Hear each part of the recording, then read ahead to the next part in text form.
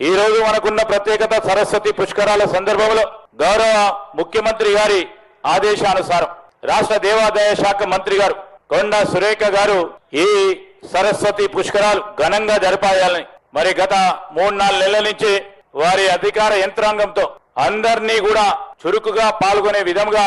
మన ప్రాంతంలో ఈ కాళేశ్వర ముక్తేశ్వర స్వామి ప్రాంగణానికి సంబంధించిన ఒక ప్రధానమైన కార్యక్రమం నిర్వహించాలని ఇక్కడ మనం కొత్తగా నిర్మాణం చేసి ఇప్పుడే ముఖ్యమంత్రి గారి చేతుల మీదుగా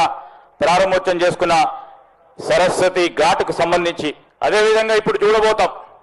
మొట్టమొదటిసారి మనము కాశీలో ఏ విధంగానైతే హారతి ప్రతిరోజు ఇవ్వటం జరుగుతుందో సరస్వతి హారతిని మనం చేయాలని ప్రత్యేకంగా ముఖ్యమంత్రి గారు కార్యక్రమాన్ని తప్పకుండా చేయాలంటే మరి దేవాదాయ శాఖ మంత్రి గారు దేవాదాయ శాఖకు సంబంధించిన అధికారులు కాశీకి వెళ్ళి ఈరోజు కాశీ నుంచి మీ ముందర కూర్చున్న 7 వారందరూ కూడా కాశీవాసులు ఇక్కడికి వచ్చి హారతి ఇవ్వబోతా ఉన్నారు. దీనికో ప్రత్యేకత ఉంది సరస్వతి పుష్కరాలకు సంబంధించి.